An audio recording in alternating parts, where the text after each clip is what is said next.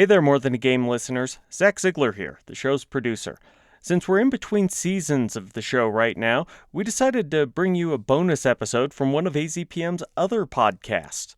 With college sports getting underway, our public affairs show The Buzz examined why the University of Arizona and Arizona State University are leaving the Pac-12 conference and moving to the Big 12 a year from now. We're starting to plan Season 2 of More Than a Game and hope to bring you more great Arizona sports stories later this year, maybe early next year. But keep this feed active because we've got some other ideas for bonus episodes yet to come. Thanks for listening. We'll see you soon.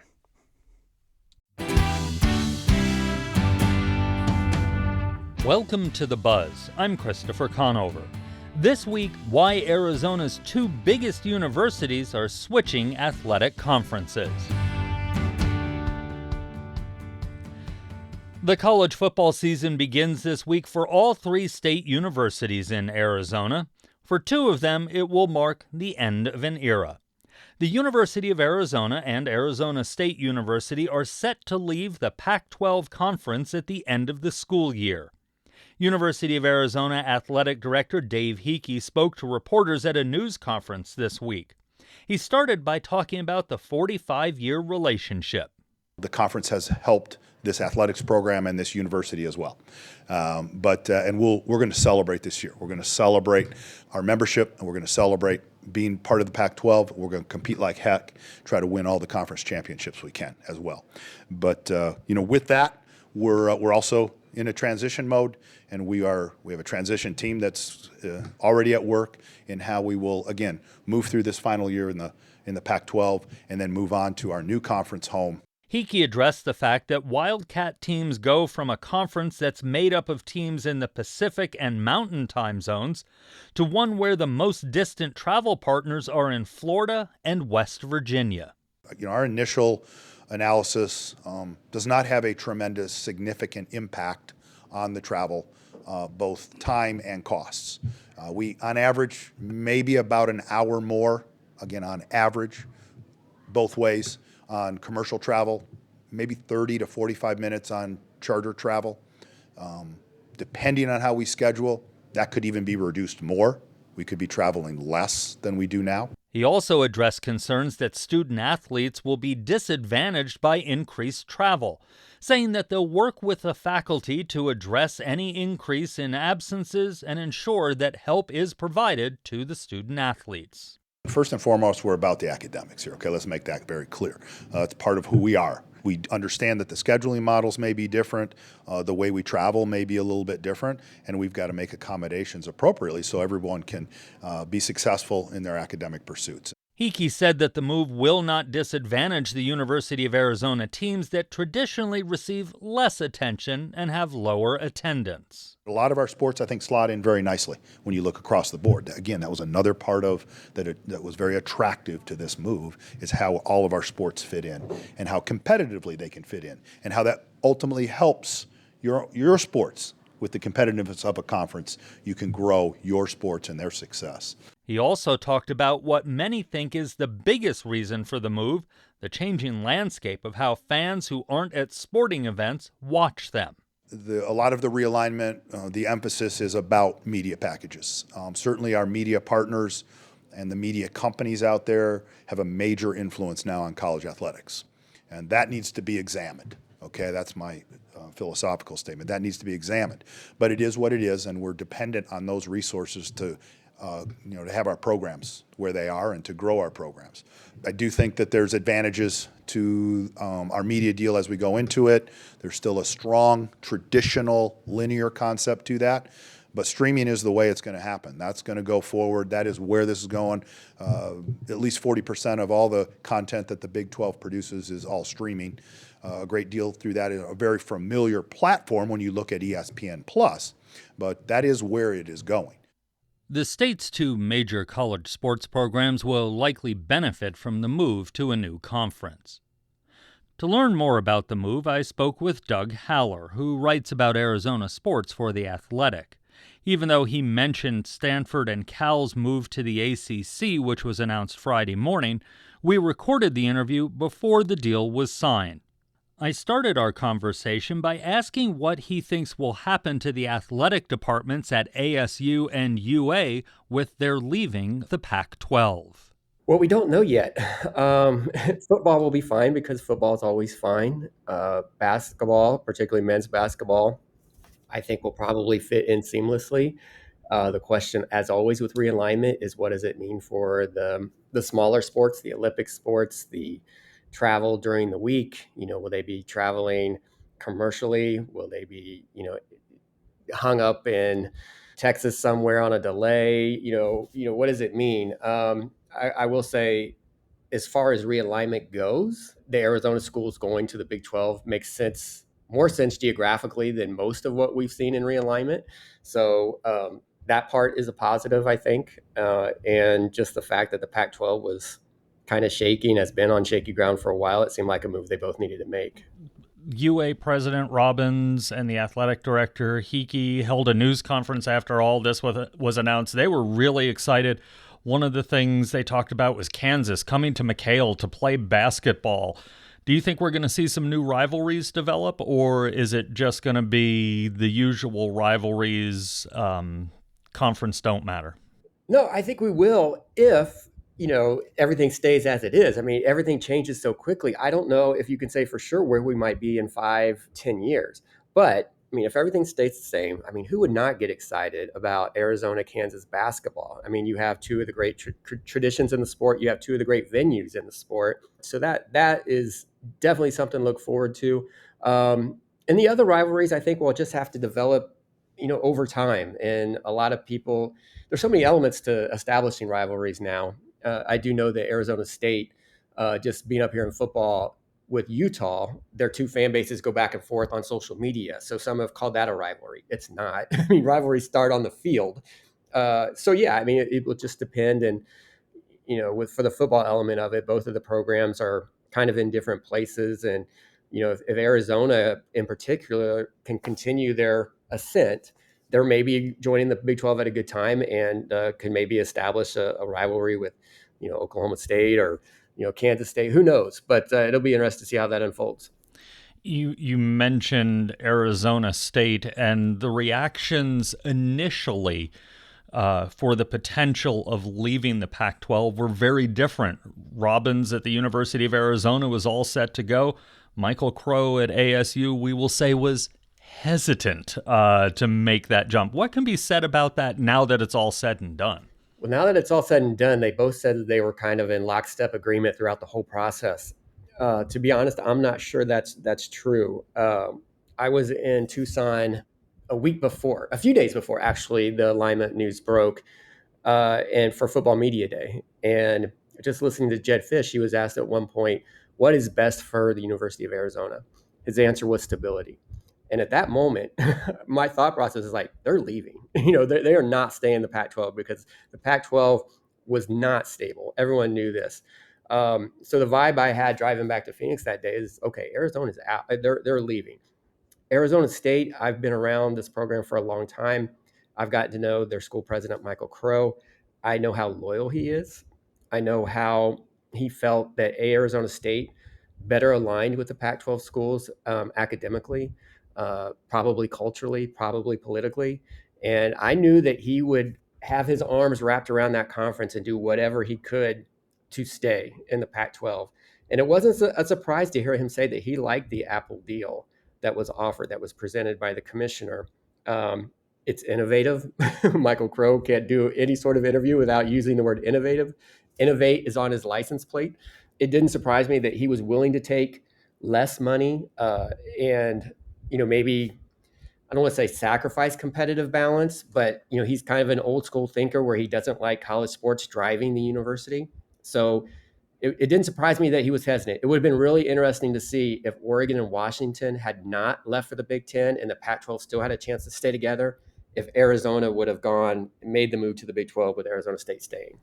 Well, and Arizona, Robbins said, he was ready. He thought they were going into the meeting to sign in blood the new deal, and everything broke down, and very quickly everybody took off. Yeah, and I don't want to say that Dr. Robbins was lying, but I think from the conversations I've had, I've asked members of the Tucson media for their feeling on this. The feeling was U of A wanted to go, needed to go. And, I don't know. When it comes down to it, and we've seen this play out across the country with realignment, when it comes down to it, rivalries, regionality, all that stuff's important until you have to make a financial decision. And it would have come down to that. And I think most people, the fan base, wouldn't have blamed Arizona, but it would have been really interesting to see had Arizona State stayed, if they would have done what's best for them instead of what's best for the conference. And you talk about the money. We're seeing that play out in the ACC, we think, with Clemson and Florida State, where admittedly I went. They're looking to get out. So it's money at the end of the day. Without question. And now we're seeing, you mentioned the ACC, they're thinking about bringing in Cal and Stanford, two of the four schools left over in the Pac-12, maybe SMU. And there are several examples that symbolize how this has gotten out of control. But, Cal is not a school that has great finances.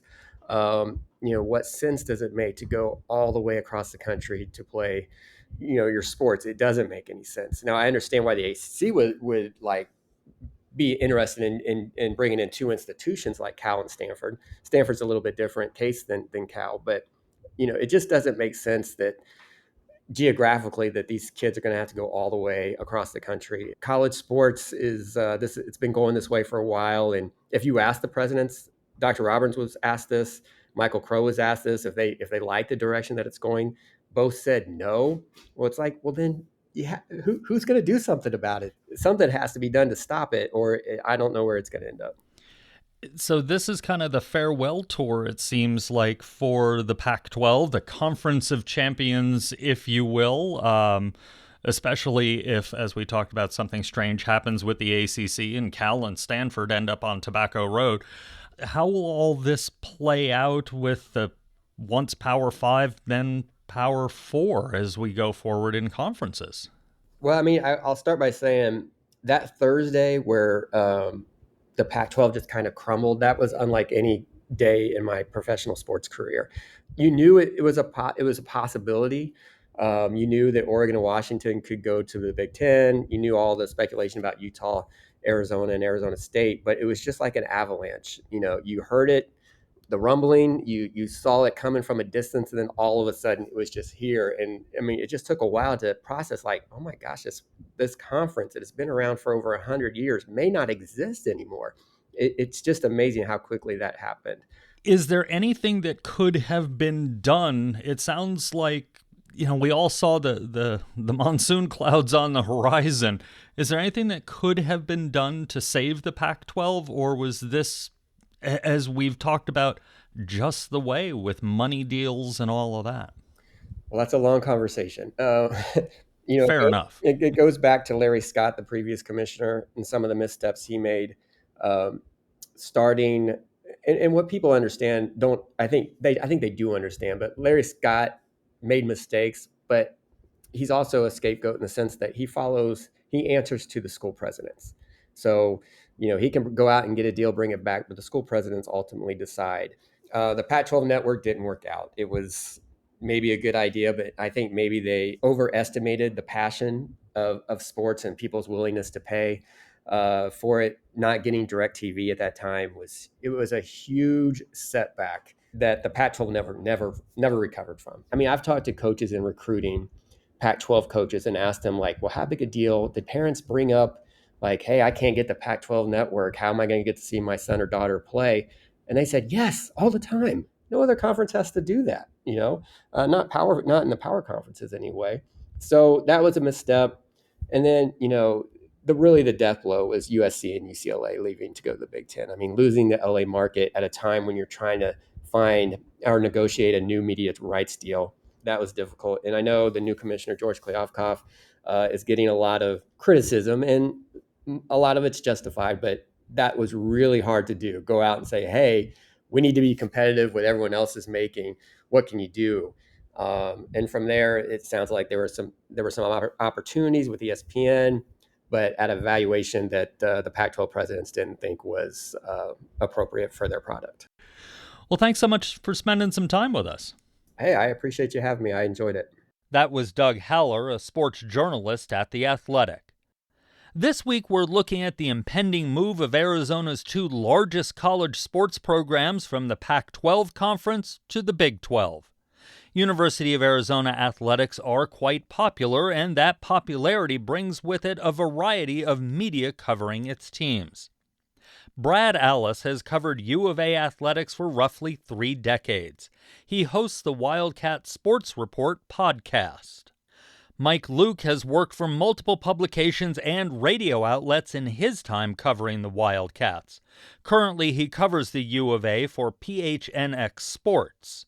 I started our conversation by asking the two of them, who both moved to Tucson as children, about the cultural impact of what was then the Pac-10. My fandom basically begins a year after they joined the Pac-12. So I don't Pac-10 then. I don't remember the WAC. So my entire frame of reference is the Pac-10, Pac-12 era. So for me, it was not necessarily even knowing that Arizona and Arizona State were the newcomers. Not knowing, I in fact didn't know the history until recently that Arizona dragged ASU in. I always assumed it was the other way around because of ASU's football success. It was interesting, Brad, you just brought up that Arizona kind of dragged ASU into the Pac-10, then Pac-12. It seems like maybe they kind of dragged ASU back out. Yeah, definitely not on board, and he wasn't on board from the very beginning. Michael Crow is an interesting example because it just shows you sometimes the disconnect between a school president and an athletic director or athletic department. Now, ASU has exploded in population as far as students go under Michael Crow, so he's not going anywhere, but he clearly has very, very little interest in the athletic side of things. After the Big 12 media deal was signed, he was talking about the Pac-12 media deal, and he clearly didn't understand what streaming was because he was talking about how he was interested in this streaming service that allowed you to capture the moments of games and then play them back, as if this hasn't been something, that has been here for the longest time. And it's funny we're talking about it now because they just dropped the bombshell on the ASU football team that, by the way, you're not going to be able to play in a bowl game this year, which is something, in my opinion, that's, rivalry aside, which is really crummy because you knew that a long time ago that you were probably going to go down this route, but you didn't do that because you didn't want to blow up the roster. And if you had done this 4 months earlier, kids would have had all kinds of options. Well, and a lot of the kids who are playing ball starting this weekend, they weren't on the roster when these things happened. So they had nothing to do with it. You got something, I think it was like 25 transfer portal kids, something like that, I don't know that all of them would have chosen ASU, but Brad, it definitely changes the equation if you can't play in the postseason. I think that's the biggest problem we see with so many of these NCAA penalties. Obviously you need regulation, and there's a big lack of it right now. But the guilty parties almost never pay the price. It's always the kids later on, the next coaching staff. Yeah, it's unfair to those kids. And the odds of them playing in a bowl game this year were slim. But every kid who steps on the field this weekend still thinks they're playing for a national title and a bowl game and the NFL. And to take that from them so late in the process, really was unfair. I think the only thing worse than having a meddlesome president is having a completely disattached president like Crow, one, yeah. Who, again, in this case, when there's so much money at stake and so much at stake in general with the future of college football and college basketball, you need someone who, again, knows how streaming works and knows that the biggest pressing need for the Pac-12 wasn't expansion into China, it was getting on DirecTV, and Crow seems to be unable or unwilling to understand that process and how that works. Let's kind of go back to the conference realignment stuff. We've heard that Big 12 TV deal worth about $30 million. The Pac-12 deal could have been $20 million for the teams. Did it just come down to money? Is that why everything blew up? I think it's money and stability. With the fact that I don't think, and I'm going to speak for Arizona because we're all Arizona-centric here. Arizona knew Oregon and Washington ideally wanted to be in the Big Ten once they lost USC and UCLA. They knew, I think there were concerns about the financial stability of Cal Athletics, who don't care about athletics. Oregon State and Washington State, could they continue to compete at a level that you were going to need, was bringing in San Diego State or SMU financially viable. So while, let's say we'll be generous and say that Pac-12 deal could have been worth up to $24 million with some ESPN buy-in, with some hitting some of those benchmarks. That's still $6-7 million. But I think the bigger thing was, were you going to be going through this again in 3 or 4 years when you lost Oregon and Washington? And would you have a place in a conference like the Big 12, which is very forward-thinking? It's, right now the number 3 conference behind the Big 10 and the SEC. So I think it was, as much as anything, yes, it was $6-7 million a year, but it was stability. It was, you did not want to find yourself in the Mountain West, in Conference USA, in some new version of the Big Sky in 4 or 5 years, because that would be the death knell for a program like Arizona, which still needs for some of their other sports, not necessarily for men's basketball, to be in a major conference to draw fans to the stadium. I would add a little bit too, and Brad's obviously spot on there. I would add a little bit too that visibility was a big part in all of this too, because you can't, listen, everybody knows streaming is the wave of the future, but you can't go 100% streaming right now. There's just too many people that don't understand it, nor really, care to understand it at this point. And I thought, when President Robbins said that we could have gone for something 50-50, but when George Kliavkoff comes back and it's 100% streaming, there's a reason that the conferences that hold all the cards, the SEC, the Big Ten, yes, they're going to have a streaming element, but it is still going to be overwhelmingly linear.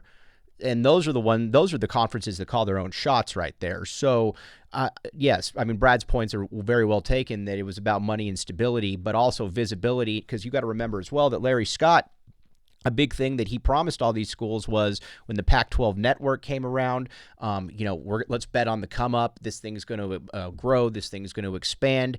And not only did it not grow, not expand, it was unaccessible for anybody that had DirecTV. And they wouldn't let you subscribe, ironically enough, to the streaming-only service. Right. I, as a DirecTV user, because of my love of the NFL, I couldn't just subscribe to the Pac-12 network. I would have spent $5 to $10, maybe even more during season to watch games. Yeah, it's been fraught with failure across the board, and Mike's completely right. Streaming is the future, but the key word is future. You need some streaming now, but 100% streaming would be very difficult. So does the fan experience change with this realignment, do you think? I think the getting in your car and driving to LA changes, but that was changing anyways. I think there's something like almost as many games close by. You can get to Lubbock in an hour longer than it took you to get, I think, to LA. Possibly faster depending on traffic. Exactly. In LA. Yeah. Stadium door to door might be quicker. It's going to be difficult, I think, for a lot of people. I don't know how many Arizona fans are going to go to Morgantown or go to Cincinnati. But there's not much difference between going to Kansas City and Seattle. It's a couple time zone differences, but the direction and the miles. So I think that's what's going to change the fan experience. Obviously there's a big LA alumni base that now can't go to 2 games a year or 4 games a year, depending on the sport. But you also open up, there's a big Midwest contingent of fans who now can drive to Kansas City, to Manhattan, Kansas. So yeah, I think it changes. But the real new thing, I think, is you're going to miss those rivalries, but again, as a U of A fan, I've never seen them play Kansas State or Kansas or Cincinnati in football. The last time they played Baylor in football was a bowl game when I was 19 years old. So those are going to be fun, seeing these new rivalries. Apologies to Oregon State fans, but I don't get geeked up for a Thursday night game against a 4-12 Oregon State basketball team. I'm going to be pretty excited even to see, 500 Cincinnati, because the Bearcats are going to beat the heck out of you on a Thursday night game. So I think that'll be the fun aspect. But yeah, missing those rivalries, missing the familiarity of the Pac-10, the Pac-12 is going to be a disappointment. I think what you're also going to find too is that you're in the Big 12. It's more of a rabid fan base, whereas in the Pac-12 right now, and this didn't used to always be the case, because I remember in the '90s when Pauley Pavilion would be rocking with Jim Herrick and teams like the Maples Pavilion in Stanford. Obviously, those don't exist anymore. Maples Pavilion is 1,200 people, like on a game day, when it used to be almost kind of the Duke of the West as far as there were 1,200 people outside who couldn't get in. Exactly, and you look at it now. Cal doesn't care about sports; they don't have anybody that shows up. Stanford, ASU, fairly apathetic. The LA schools, Whereas in the Big 12, these are all college towns. They pack their gyms. It's like the U of A. That's the only game in town right there. So in a weird way, just from a fan perspective, I think that Arizona might be a better fit in the Big 12 at this point in everything. And they're going to be excited to see Arizona, because when Arizona has played Cincinnati in basketball, it's been a neutral court. When Arizona has played Kansas, more often than not, it's been neutral court. Arizona saw TCU and created a little rivalry after that tournament game. So fans are going to want to see these premier, sports, whether it's Arizona softball, Arizona basketball, women's basketball. In fact, in many ways, I think Arizona, people are like, why did they like Arizona so much? Because in some ways, they're replacing Texas and Oklahoma and all these other sports as well, because Arizona competes across the board. ASU to a lesser extent. Utah maybe not so much, but in Colorado not so much. But Arizona and ASU are bringing in 2 top 10 baseball programs of all time, 2 softball World Series champions in the last 10 years. And going into Oklahoma, whatever you're playing in Oklahoma, playing softball, you're filling the stadium. Exactly. And again, They're losing the Sooners, but Oklahoma State's put money into their program, TCU baseball. It's going to be a lot of fun, and it's going to probably be more fun from a player standpoint with the crowds than it was in the Pac-12. We've talked mainly about football and basketball because those are the big sports, but for softball, for baseball, and some of the other sports, this is a really good deal for them too. Oh, absolutely. Like Brad said, I mean, when you've got Arizona, now obviously the softball program is kind of falling on some hard times right now, but it's still Arizona softball. It's still, along with UCLA, one of the 2 most prominent franchises in all of college Everybody softball. expects it to be back. Yes, exactly. You've got that. You've got baseball right now as well. Look at women's basketball. Now, granted, it's going to be a little bit different because the Pac-12 is very good in women's basketball, but Big 12 isn't any slouch there either, though, as well. And I think that you're probably going to see a lot more interest when Arizona women's basketball comes to town than you might have seen in some of these Pac-12 schools. Brad, Alice, Mike, Luke, thanks so much for spending some time with us. Appreciate it. It was a great time. Thanks for having us.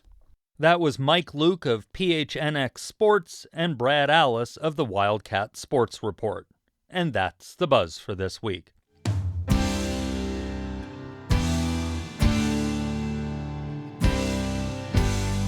Tune in next week as we look at the advantages and disadvantages of a community becoming a town or city. You can find all our episodes online at azpm.org and subscribe to our show wherever you get your podcasts. Just search for The Buzz Arizona. We're also on the NPR app. Zach Ziegler is our producer with production help from Katya Mendoza. Our music is by Enter the Haggis. I'm Christopher Conover. Thanks for listening.